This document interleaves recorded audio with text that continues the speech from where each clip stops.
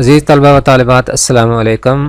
جیسا کہ آپ جانتے ہیں کہ پوئم کے حوالے سے جو مین کویسچن آتا ہے وہ کچھ اس طرح ہوتا ہے کہ explain the following lines with reference to the context. اس پوئم میں سے اگر کچھ لائنیں ایکسپلینیشن کے لیے آ جاتی ہیں تو آپ نے اس کا ریفرنس کچھ یوں لکھنا ہے کہ these lines have been taken from the poem Ozymandias یا Ozymandias written by P B Shelley. جو پوئم کا ٹائٹل ہے جیسا کہ آپ دیکھ رہے ہیں اس کو آپ نے انورٹڈ کاماز کے اندر لکھنا ہے، اور یہ بھی یاد رکھنا ہے کہ اس کا فرسٹ لیٹر جو ہے وہ کیپٹل ہو۔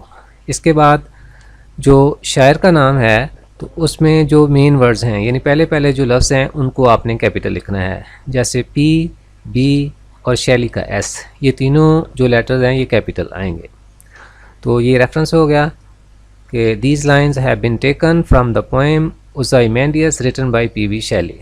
اس کے بعد آئے گا کانٹیکسٹ۔ کانٹیکسٹ میں آپ نے کوئی بھی نظم جو ہوتی ہے اس میں آپ نے چیدہ کچھ پوائنٹس جو ہیں وہ بتا دینے ہوتے ہیں۔ تو موجودہ جو نظم ہے اوزائیمینڈیس، اس کے بارے میں آپ نے بتا دینا ہے کہ اس نظم میں جو شاعر ہے پی بی شیلی وہ ایک مسافر کے ساتھ اپنی ایک گفتگو کا تذکرہ کرتا ہے۔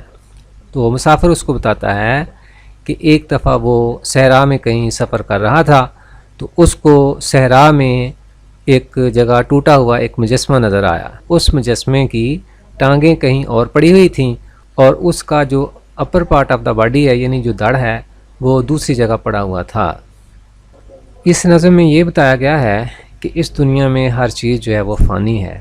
انسان اپنی دنیاوی کامیابی سے مغرور بن جاتا ہے، تکبر کرنے لگتا ہے، لیکن وہ یہ بھول جاتا ہے کہ اس دنیا میں کوئی بھی چیز جو ہے وہ مستقل رہنے والی نہیں ہے، ہر چیز جو ہے فانی ہے، کسی چیز کو یہاں بقا نہیں ہے۔ شاعر اوزائیمینڈیس کی مثال دے کر اس نقطے پر زور دیتا ہے۔ جو اوزائیمینڈیس تھا، رامسس دی گریٹ، وہ اپنے آپ کو بادشاہوں کا بادشاہ سمجھتا تھا، تاہم اس کی موت کے بعد ہر چیز جو ہے اس کا خاتمہ ہو گیا، حتیٰ کہ اس کا جو مجسمہ تھا وہ بھی ٹوٹی پھوٹی حالت میں صحرا میں پڑا ہوا ہے۔ اب وہاں کوئی بھی چیز باقی نہیں ہے۔ بادشاہ نے تو کیا باقی رہنا تھا، اس کا جو مجسمہ ہے وہ بھی ٹوٹی پھوٹی حالت میں ہے، اس کی جو عظیم سلطنت تھی اس کا کہیں نام و نشان نہیں ہے۔ تو اوزائیمینڈیس پوئم کے حوالے سے آپ نے جو اہم نکات ہیں، جو چیدہ نکات ہیں وہ اپنے کانٹیکسٹ میں بیان کر دینے ہیں۔ نظم کے اینڈ میں انشاءاللہ تعالی میں ڈسکرپشن میں اس کے نوٹس ہیں اس کا لنک دے دوں گا، وہاں سے آپ اس کو ڈاؤن لوڈ کر کے اس سے مستفید ہو سکتے ہیں۔ زندگی کی بے ثباتی کا تذکرہ کیا گیا ہے کہ موت کسی چیز کو بھی نہیں چھوڑتی۔ اوزائیمینڈیس جو اپنے آپ کو عظیم کہتا تھا، موت نے اس کو آ لیا، اس کی سلطنت بھی باقی نہ رہی، حتیٰ کہ اس کا جو مجسمہ ہے وہ بھی ٹوٹی پھوٹی حالت میں صحرا میں یکا و تنہا پڑا ہوا ہے۔ تو اس طرح عزیز طلبہ و طالبات آپ نے کانٹیکسٹ میں چیدہ نکات جو ہیں وہ بیان کر دینے ہیں۔ تو آئیے اب ہم چلتے ہیں پوئم کی ایکسپلینیشن کی طرف۔ جی چلیے شروع کرتے ہیں explanation. I met a traveler from an antique land who said to vast and trunkless legs of stone. I met a traveler.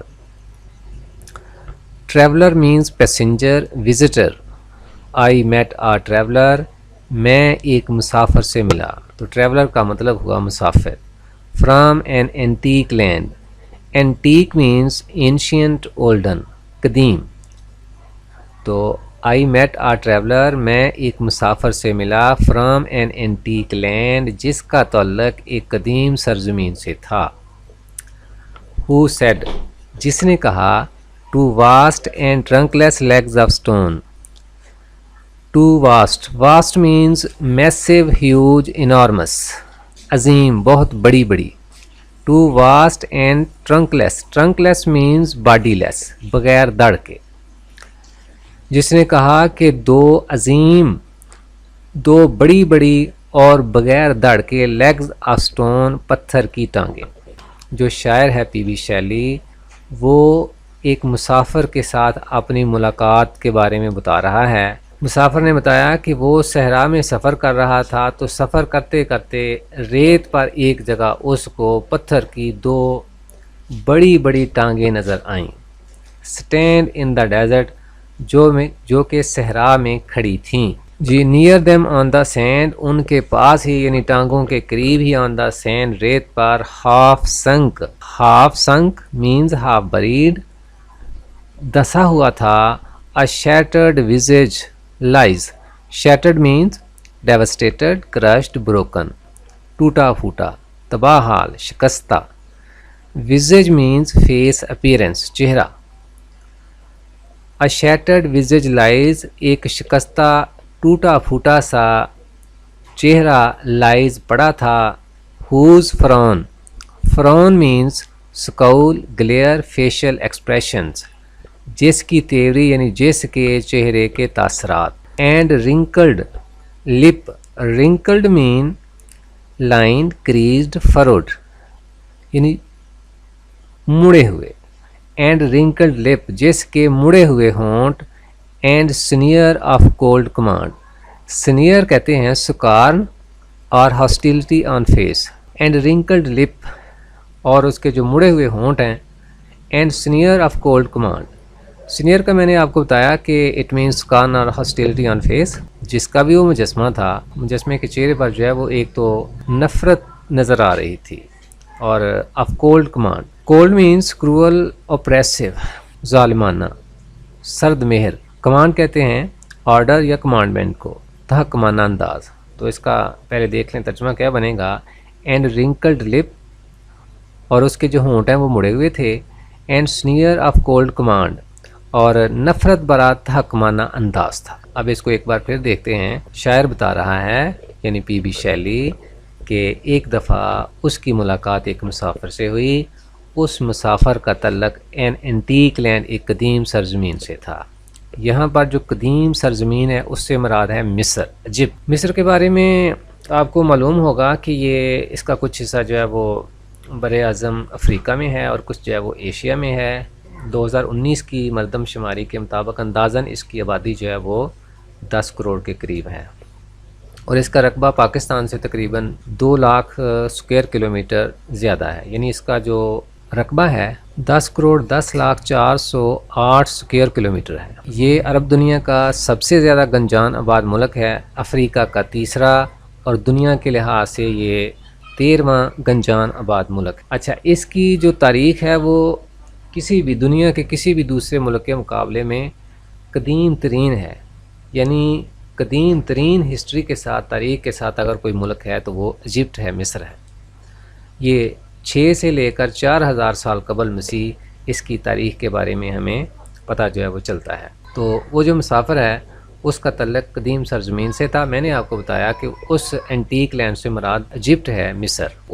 مسافر نے جب یہ بات بتائی کہ ایک دفعہ وہ صحرا میں سفر کر رہا تھا تو اس کو چلتے چلتے ریت پر جو ہے 2 vast and trunkless legs of stone, 2 بڑی اور بغیر دڑ کے پتھر کی ٹانگیں جو ہیں وہ ملیں، اس نے دیکھیں، اور ان ٹانگوں کے قریب ہی کچھ فاصلے پر جو upper part of the statute تھا، اس کا جو اوپر والا دڑ ہے وہ ملا۔ اسٹینڈ ان دا ڈیزرٹ، یہ جو اسٹینڈ ان دا ڈیزرٹ یہ جو الفاظ ہیں یہ اس کی طرف اشارہ کر رہے ہیں، trunkless legs of stone, 2 vast and trunkless legs of stone, یعنی 2 بڑی بڑی اور بغیر دڑ کے پتھر کی ٹانگیں اسٹینڈ ان دا ڈیزرٹ صحرا میں کھڑی تھیں۔ نیئر دیم، جی اگلی بات شروع ہوتی ہے، پھر اس کے بعد کیا ہے، near them on the sand, ان کے قریب ہی ریت پر، half sunk a shattered visage lies, آدھا ریت میں دھنسا ہوا، ا شیٹرڈ وزج ایک شکستہ ٹوٹا پھوٹا مجسمے کا چہرہ، لائز پڑا ہوا تھا، ہوز فرون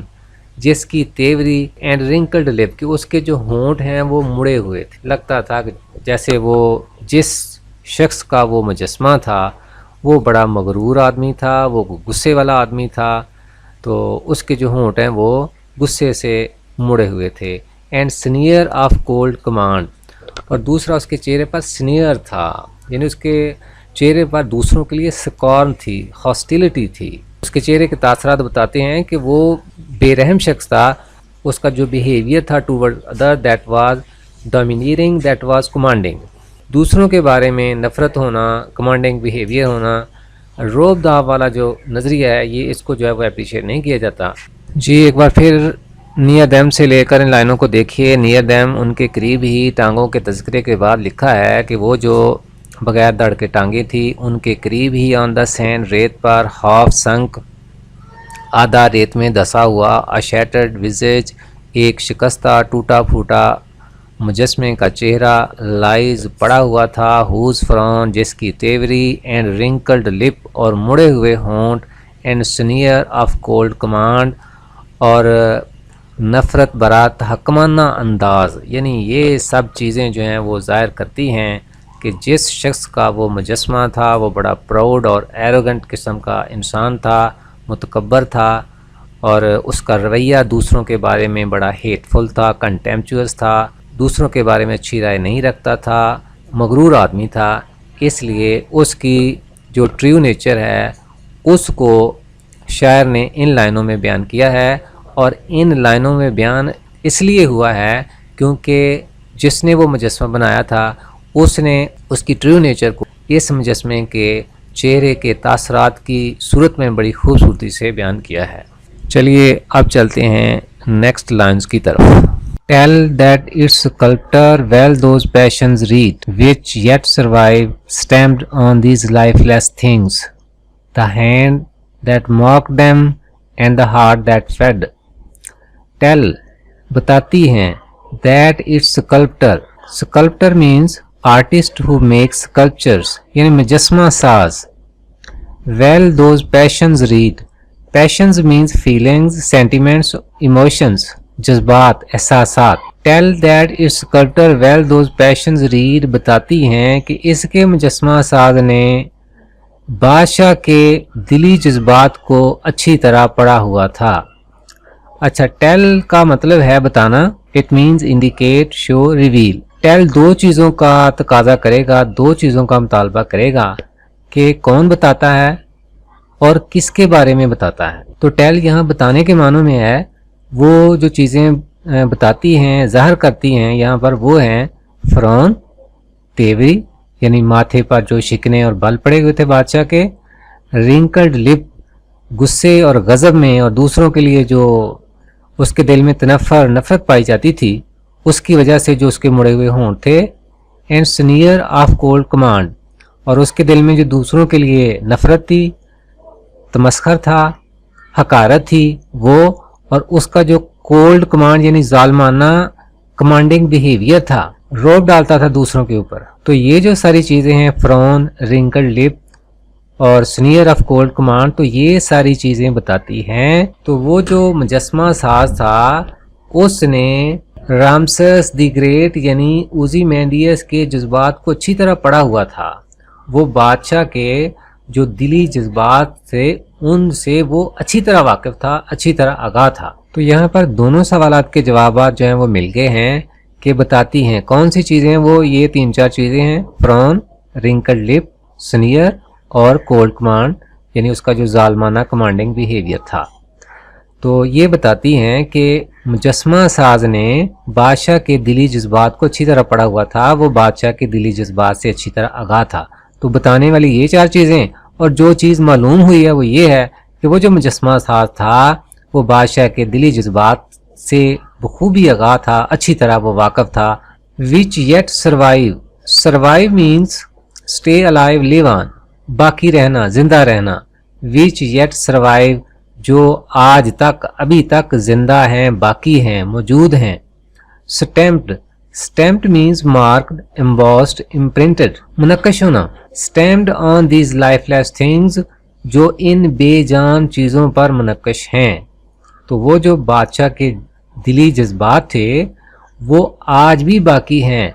किस सूरत में बाकी हैं? Stamped on these lifeless things, वो इन बेजान चीज़ों पर नक्श की सूरत में बाकी हैं, यानी वो मुनक्कश हैं, इंस्क्राइब्ड हैं, खुदी हुई हैं। इन लाइनों में दरअसल शायर हमें वो जो स्कल्प्टर था उसकी स्किलफुलनेस के बारे में, उसकी एक्सपर्टीज़ के बारे में हमें बताता है कि वो ऐसा स्किलफुल आर्टिस्ट था कि उसने बादशाह के दिली जज्बात को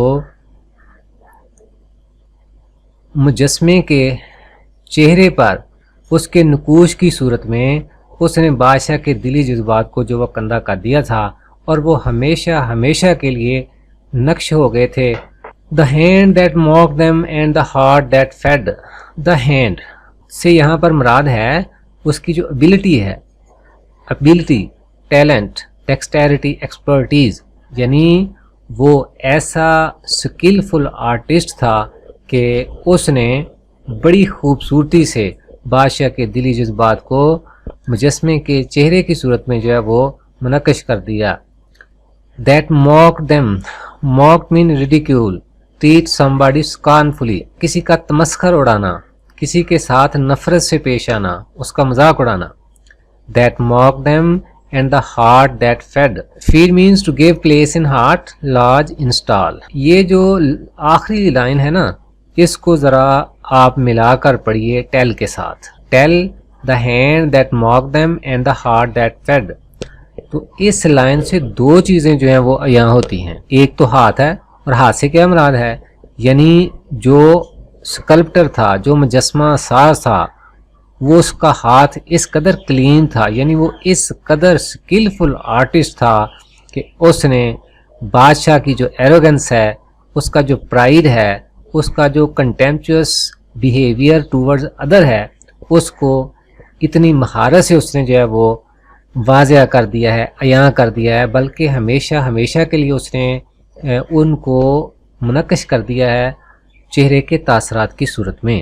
تو ایک تو یہ اس سے بات واضح ہوتی ہے کہ وہ ہاتھ بڑا صفائی والا ہاتھ تھا، وہ ایک ماہر کاریگر کا ہاتھ تھا، یعنی وہ بڑا ایک کہہ لیں کہ ایکسپرٹ قسم کا جو ہے وہ آرٹسٹ تھا، جو اتنے خوبصورت مجسمے بناتا تھا کہ اس نے بادشاہ کی جو ظالمانہ فطرت ہے اس کو اس نے ہمیشہ ہمیشہ کے لیے محفوظ کر دیا چہرے کے تاثرات کی صورت میں. ایک تو یہ چیز ہوگی کہ جو آرٹسٹ کی ایکسپرٹیز تھی، جو اس کی اسکلفلنس تھی، جو اس کی ڈیکسٹیرٹی تھی.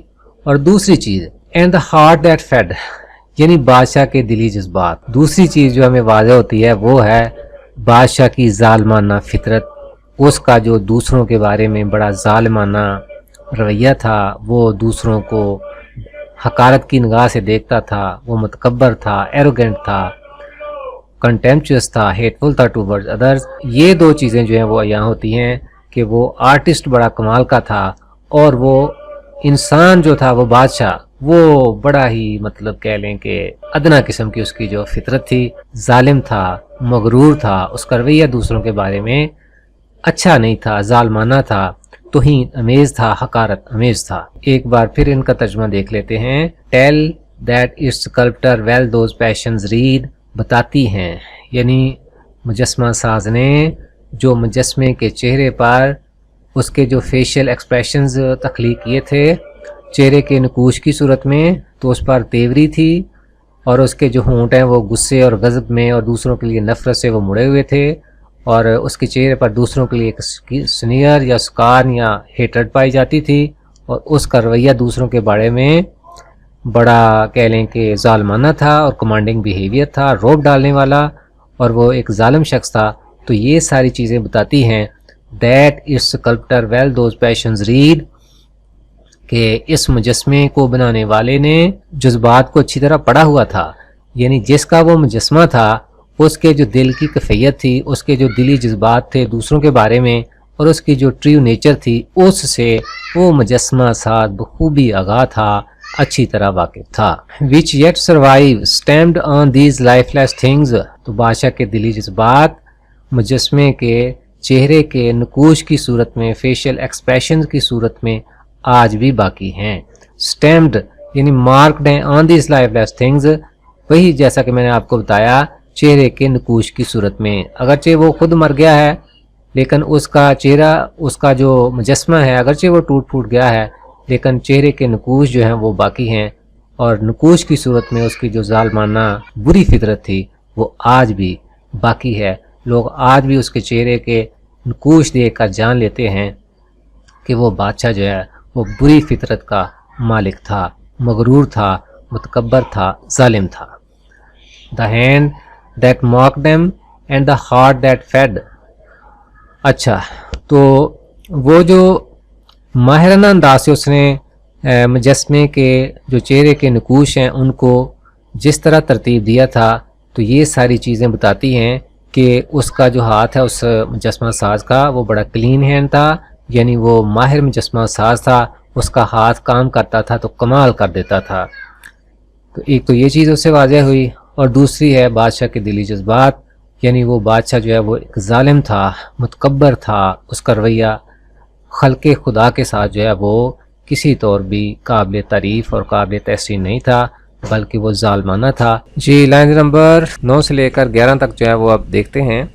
And on the pedestal these words appear. And on the pedestal. Pedestal means base, stand, dais.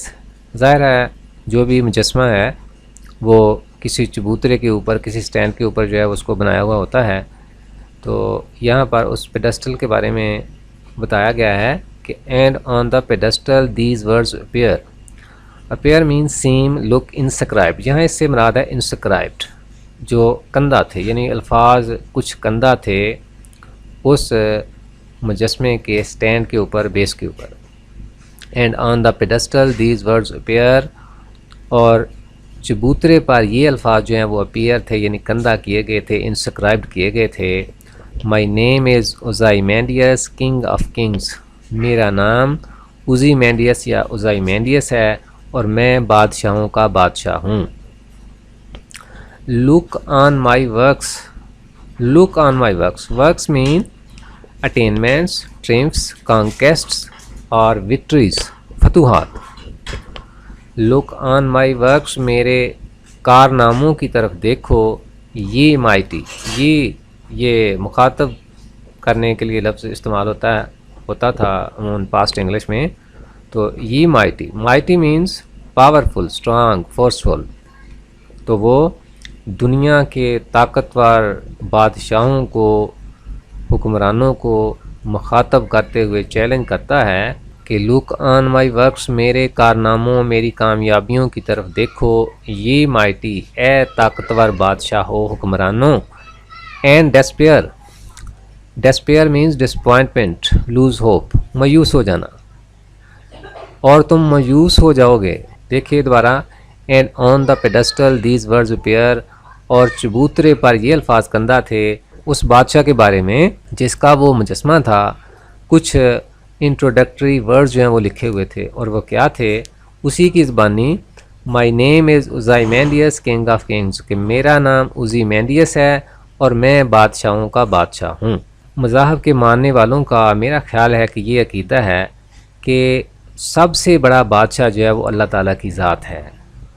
تو اگر کوئی شخص دنیا میں بادشاہوں کا بادشاہ کہتا ہے تو وہ اپنے آپ کو خدائی مرتبے پر نعوذ باللہ فائز کرنے کی وہ کوشش کرتا ہے، تو اس سے بڑا غرور اور تکبر دنیا میں کوئی اور نہیں ہو سکتا۔ تو فرعون کے بارے میں ہم جانتے ہیں کہ وہ کہتا تھا کہ میں خدا ہوں، اگرچہ وہ سنا ہے کہ تنہائی میں جا کر وہ کہتا تھا کہ نہیں یا اللہ تو ہی خدا ہے، لیکن پھر بھی دنیا کے سامنے، پبلک کے سامنے وہ یہی کہتا تھا کہ میں جو ہے وہ خدا ہوں۔ تو ان لائنوں میں بھی اس کا جو پرائیڈ ہے، جو اس کا ایروگنس ہے، وہ بالکل ایویڈنٹ ہے، واضح ہے۔ تو کیا کہتا ہے کہ میرا نام اوزیمینڈیس یا اوزائیمینڈیس ہے اور میں بادشاہوں کا بادشاہ ہوں۔ وہ اسی پر اکتفا نہیں کرتا بلکہ دنیا کے دوسرے تمام بادشاہوں کو وہ مخاطب کرتے ہوئے ایک قسم کا چیلنج کرتا ہے، کہتا ہے کہ دنیا کے تمام جو پاورفل اور مائٹی کنگز ہیں، اگر وہ اپنی کامیابیوں کا، اپنی کامرانیوں کا، اپنی وکٹریز یا کانکیسٹس کا میری کامیابیوں اور ٹرمپس کے ساتھ اگر وہ کمپیریزن کریں گے تو ان کو مایوسی ہوگی، ان کو مایوسی کا سامنا کرنا پڑے گا، کیونکہ ان کو لگے گا کہ ان کی جو کامیابیاں ہیں، ان کی جو فتوحات ہیں، اوزیمینڈیس کے مقابلے میں تو کچھ بھی نہیں ہے۔ اس طرح کا تھا بادشاہ، اتنا مغرور کہ وہ اپنے آپ کو بادشاہوں کا بادشاہ جو ہے وہ کہتا تھا۔ Nothing beside remains around the decay. Nothing beside. Beside means nearby, alongside, قریب. Remains, last, stay behind. باقی رہنا، باقی ہونا۔ Nothing beside remains. کچھ بھی پاس نہیں ہے، کچھ بھی باقی نہیں ہے۔ Around the decay. Decay mean decompose, perish, destroy. یہاں اس سے مراد ہے وہ جو ٹوٹا پھوٹا مجسمہ تھا بادشاہ کا، اس کی بات ہو رہی ہے۔ تو نتھنگ beside remains کچھ بھی پاس نہیں ہے، کچھ بھی باقی نہیں ہے. around the decay اس ڈکے یعنی ٹوٹے پھوٹے شکست و ریخت کا شکار مجسمے کے آس پاس، مجسمے کے گرد. Of that colossal wreck boundless and bare. Colossal means immense, huge, gigantic, عظیم، بہت بڑے. ریک کہتے ہیں ہیوک، ڈسٹرکشن، تباہی. اس عظیم و شان، عظیم بہت بڑی تباہی کے. Boundless means limitless, endless, infinite, لامحدود. And bare means apparent, evident, exposed. Of that colossal wreck boundless and bare اس بڑی تباہی کے، یعنی اس بڑی تباہی کے آس پاس، اس کے گرد اور کچھ بھی باقی نہیں ہے. اور وہ جو تباہی ہے وہ باؤنڈ لیس اینڈ بیئر ہے، یعنی لمٹ لیس ہے. وہ تباہی اس قدر زیادہ ہے کہ یعنی وہ لمٹ لیس ہے، تا حد نگاہ کچھ بھی جو ہے وہ تباہی اور بربادی کے سوا نظر نہیں آ رہا ہے. اینڈ بیئر اور جو مطلب ہیوک ہے، ڈسٹرکشن ہے، ڈیوسٹیشن ہے، جو تباہی ہے، دیٹ از کوائٹ بیئر، وہ بالکل ایویڈنٹ ہے، اپیرنٹ ہے، وہ نظر آ رہی ہے. یعنی ایک تو یہ ہے نا کہ کوئی چیز اگر خراب ہو گئی ہے، تباہ ہو گئی ہے، برباد ہو گئی ہے، تو اس کی تباہی اور بربادی کے بارے میں ہمیں بتانا پڑتا ہے کہ وہ جو نقصان ہے یا جو تباہی ہوئی ہے وہ کہاں اور کس حد تک ہوئی ہے. تو یہاں پر تو وہ بتانے کی ضرورت ہی نہیں ہے، اس لیے کہ تا حد نگاہ اس صحرا میں اور کوئی چیز جو ہے وہ تباہی اور بربادی کے نظر ہی نہیں آ رہی ہے. The lone and level sands stretch far away. Lone means sole, single, only. صرف اور صرف وہاں ایک ہی چیز پڑی ہوئی ہے، اور وہ کیا ہے؟ Level. Level means side by side, equal. Sands ریت ہے. ریت آپ جانتے ہیں، ریت اور مٹی کے بارے میں اگر دونوں کا موازنہ کریں تو جہاں مٹی جو ہے وہ زندگی کی علامت ہے، اس میں سے مٹی میں پودے اگتے ہیں، ہریالی ہوتی ہے، سبزہ ہوتا ہے. لیکن ریت جو ہے وہ دوسری طرف، اس کے برعکس جو ریت ہے وہ تو مطلب تباہی اور بربادی کی علامت ہے، ویرانی کی علامت ہے. ریت میں تو سوائے ریت کے اور کچھ نہیں ہے. شاعر کہتا ہے the lone and level sand stretch means scatter, spread, extend, پھیلی ہوئی ہے، فار اوے، دور تک. یعنی the lone and level sand stretch far away کہ ویران اور ہموار صحرا دور تک پھیلا ہوا ہے. یہ جو 3 لائنیں ہیں یہ شاعر کا تبصرہ ہے، اس کی کمنٹری ہے. وہ جو کہانی تھی وہ ختم ہو گئی ہے. وہ جو مسافر سنا رہا تھا نا کہ وہ صحرا میں سفر کر رہا تھا تو اسے ایک ٹوٹا پھوٹا مجسمہ جو اس نے دیکھا، جس کا جو upper part of the body ہے کہیں اور، اس کی جو لیگز ہیں وہ کہیں اور پڑی ہوئی تھیں. تو وہ کہانی اب ختم ہو گئی ہے. یہ شاعر کا تبصرہ ہے. وہ بتا رہا ہے کہ nothing beside remains around the decay، کہ کچھ بھی پاس باقی نہیں ہے اس ٹوٹے پھوٹے مجسمے کے ارد گرد، اس کے آس پاس. Of that colossal wreck boundless and bare, کہ اس بڑی تباہی کے، یعنی اس بڑی تباہی کے آس پاس اور کچھ بھی باقی نہیں ہے. اور وہ جو تباہی ہے باؤنڈ لیس اینڈ بیئر، وہ بالکل واضح ہے اور باؤنڈ لیس ہے، لامحدود ہے. یعنی وہ بادشاہ جو اپنے آپ کو اپنی زندگی میں عظیم کہتا تھا اور وہ سمجھتا تھا کہ وہ بادشاہوں کا بادشاہ ہے، اس کی سلطنت بڑی لامحدود تھی اور وہ اس پر بڑا جو ہے وہ نازاں تھا، بڑا مغرور تھا، متکبر تھا. لیکن اس کی موت کے ساتھ ہی کچھ بھی جو ہے وہ اب باقی نہیں ہے. بہت بڑی تعداد میں اس کے سرونٹس ہوں گے، اس کے اٹینڈنٹس ہوں گے، جو اس کے ایک حکم پر جو ہے وہ کوئی بھی کام کرنے کے لیے ہر وقت تیار رہتے ہوں گے. لیکن اس کی موت کے ساتھ اس کی سلطنت کا کہیں نام و نشان نہیں ہے. اس نے اپنے وہ جو اسکلپٹر کو بلایا ہوگا اور اس کو کہا ہوگا کہ میرا ایک ایسا مجسمہ بنا دو کہ جو رہتی دنیا تک میری جو عظیم شخصیت ہے، گریٹ پرسنالٹی ہے، اس کو جو ہے وہ ظاہر کرے گا. اور مجسمہ ساز بھی جو ہے وہ اندر سے بڑا، وہ بھی اس کے ظلم و ستم سے تنگ ہوگا. تو اس نے پھر اس کا ایسا مجسمہ بنا دیا کہ اس کی ٹریو نیچر جو ہے وہ آج تک باقی ہے، کہ اس کی موت کے بعد اس کا مجسمہ جو ہے وہ بھی باقی نہ رہا. وہ بھی شکستہ حالت میں، ٹوٹی پھوٹی حالت میں آج جو ہے وہ کسی آبادی میں نہیں بلکہ ایک صحرا میں جو پڑا ہوا ہے. اس مجسمے کے آس پاس تا حد نگاہ as far as sight goes, سوائے جو ہے وہ ڈسٹرکشن کے، ہیوک کے، تباہی اور بربادی کے اور کچھ بھی نہیں ہے. اور اس کے مجسمے کے آس پاس صرف اور صرف اگر کوئی چیز نظر آ رہی ہے تو وہ صرف ریت ہے. اور جیسا کہ میں نے آپ کو بتایا کہ جو سینڈ ہے وہ سمبل آف ڈسٹرکشن ہے، سمبل آف بیرننیس ہے، وہ ویرانے کی، وہ ایک بنجر زمین کی، ایک بنجر پن کی، تباہی اور بربادی کی علامت ہے. یہ تھی نظم اوزی مینڈیس. امید ہے آپ کو یہ نظم جو ہے وہ کسی حد تک سمجھ آ گئی ہوگی. ایکسپلینیشن کے لیے، اس کے نوٹس کے لیے میں اس کا لنک جو ہے ڈسکرپشن میں شیئر کر رہا ہوں. انشاءاللہ نئی ویڈیو کے ساتھ جلد حاضر ہوں گے. تب تک فی امان اللہ. السلام علیکم ورحمۃ اللہ.